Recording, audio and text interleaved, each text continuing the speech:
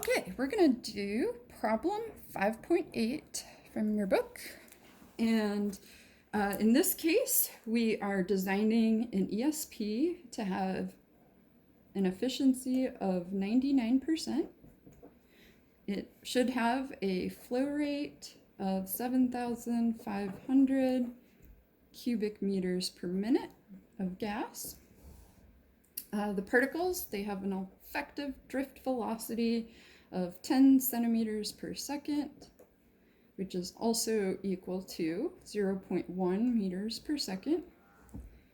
And we are told to specify the total plate area, channel width, number and size of plates, number of electrical sections, and total corona power to be supplied, and estimate the overall dimensions. So this is a lengthy problem, and it's a design problem, so you can have different answers than what we show here, as long as it's reasonable. And so I'm just going to show you kind of how to go through this, and hopefully this will make some sense to you. But there's a lot of different ways to kind of iteratively go over your design and make changes and still have a quote-unquote correct answer. So first things first, let's start with our Deutsch equation. That's equation 5.7. And we're going to calculate the minimum required plate area. So we take that equation, and I've shown you this before, so we can rearrange that equation to look like so.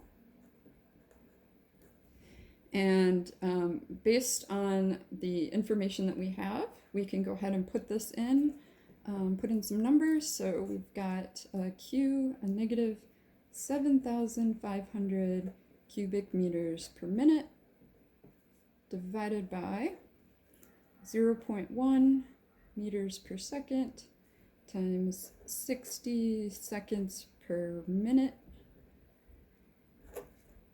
times the natural log of 1 minus 0.99.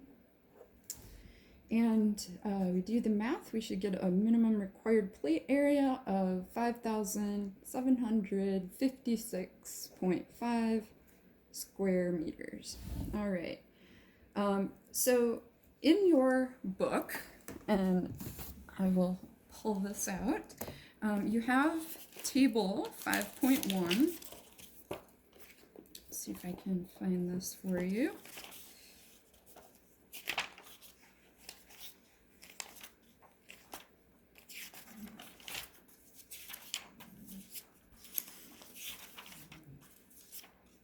All right, table 5.1 right here.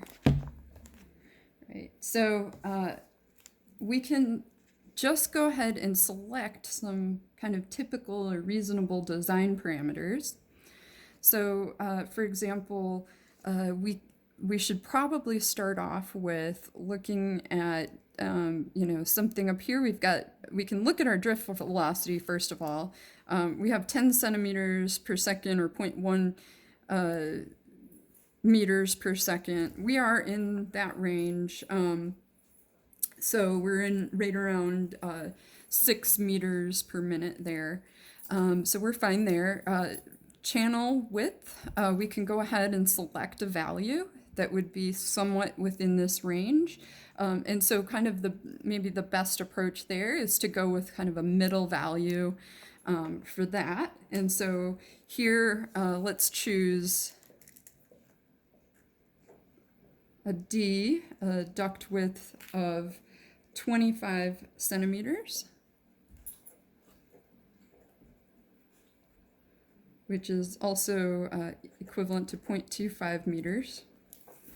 And we can choose some other things as well. So, for example, if we choose our height of our plates as 6 meters, so if we choose our H as 6 meters, we can choose an aspect ratio right here, aspect ratio, which is our length, our duct length divided by plate height, of 0.5 to 1.5, but not less than 1 for an efficiency greater than 99%. We're right at 99%, so it would be a good idea to stay above that 1.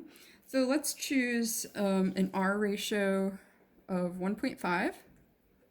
Make that easy.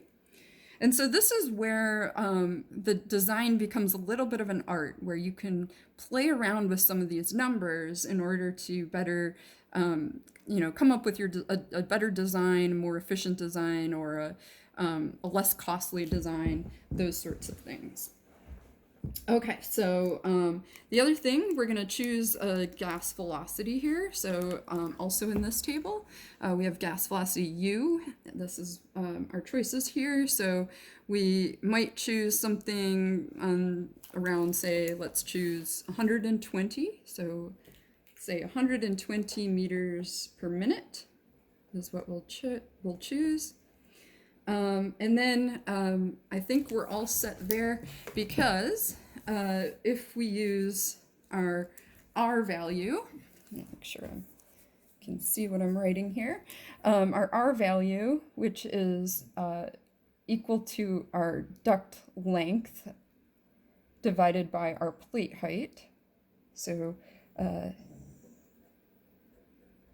our plate height, in that case, we can say this relationship holds.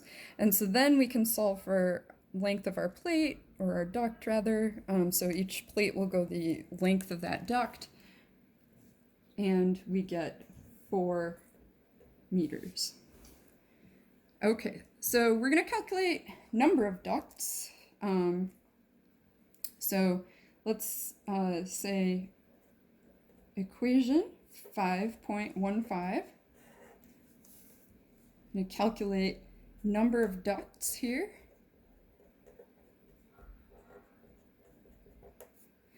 And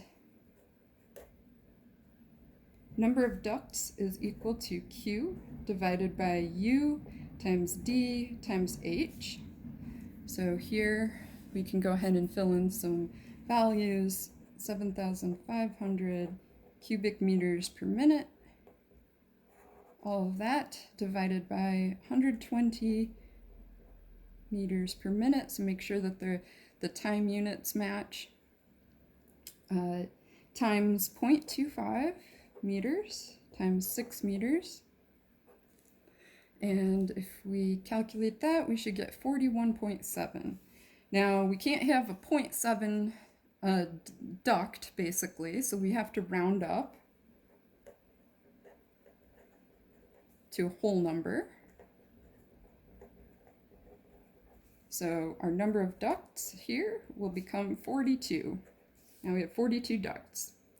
Now we're going to calculate the number of sections in the direction of the flow, and we're going to use equation 5.17 here.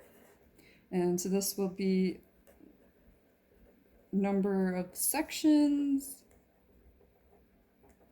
in the direction of flow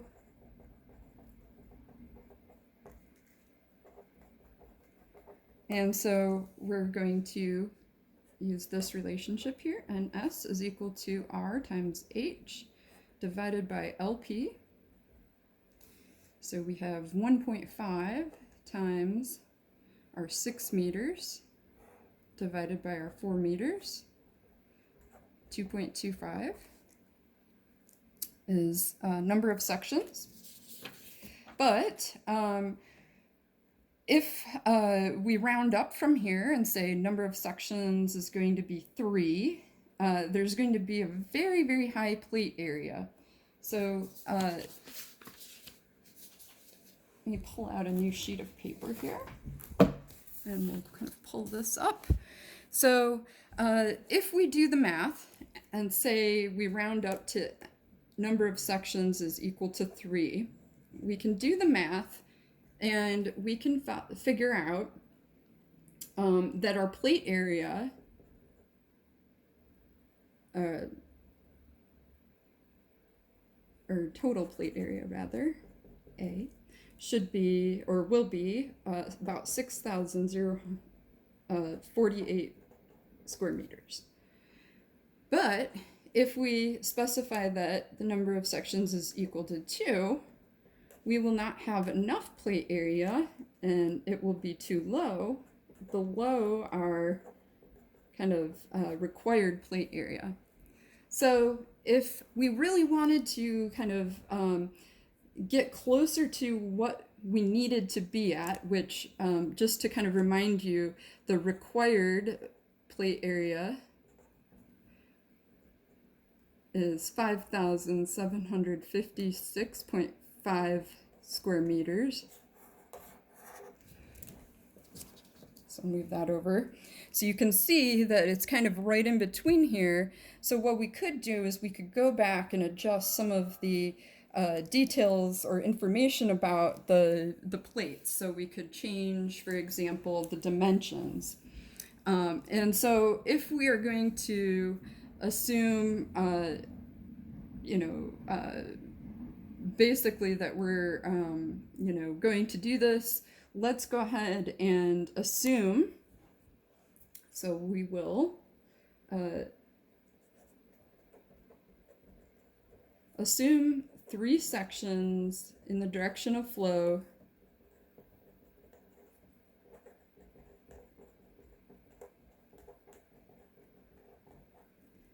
and 2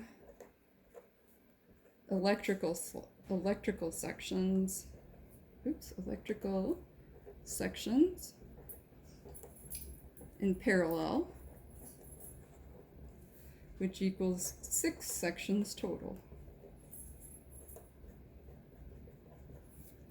So in that case, we're going to kind of come back to equation 5.13 and say, okay, N is equal to A over AP plus NS. So if we go and use our required plate area for this, we can plug that in, 5,756.5 square meters divided by 2 times our 6 meters times our 4 meters plus 3 sections. Our N in this case would be 122.9. And so in this case, we have to round up. And so here we're going to round up to 123. And what that gives us is that this is now divisible by 3, our 3 sections. So this is equal to 123 is equal to 41 times 3. So we know that that works, and so we can go ahead and use that. All right, so we're going to calculate the overall dimension. So for that, we're going to use equation 5.16. Move this up for you. So 5.16 to calculate.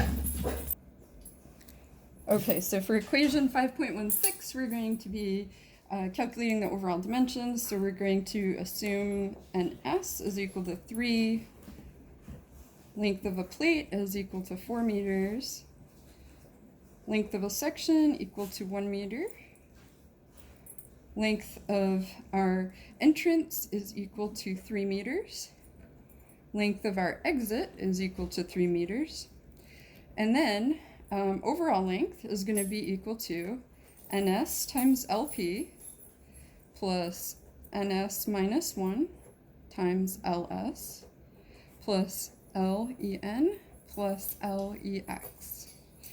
And so if we go ahead and put those in, 3 times 4 meters plus 3 minus 1 times 1 meter plus 3 meters plus 3 meters. Our overall length should be 20 meters. And then our overall height is going to be 2 times H, because we have 2 electrical sections, and so we're going to have 2 times 6 meters, which is 12 meters.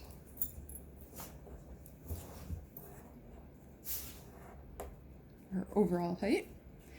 And then our overall width is going to be ND times D, which is equal to 40 times 0.25 meters, which is equal to 10 meters. And that's our overall width.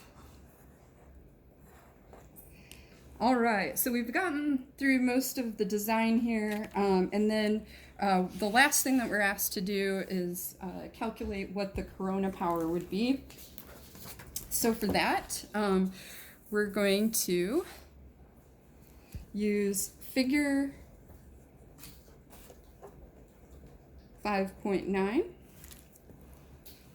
And let me see if I can show that to you here.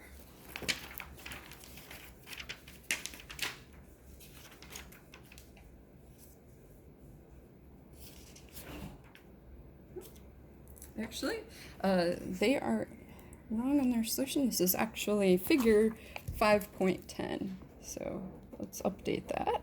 Figure 5.10.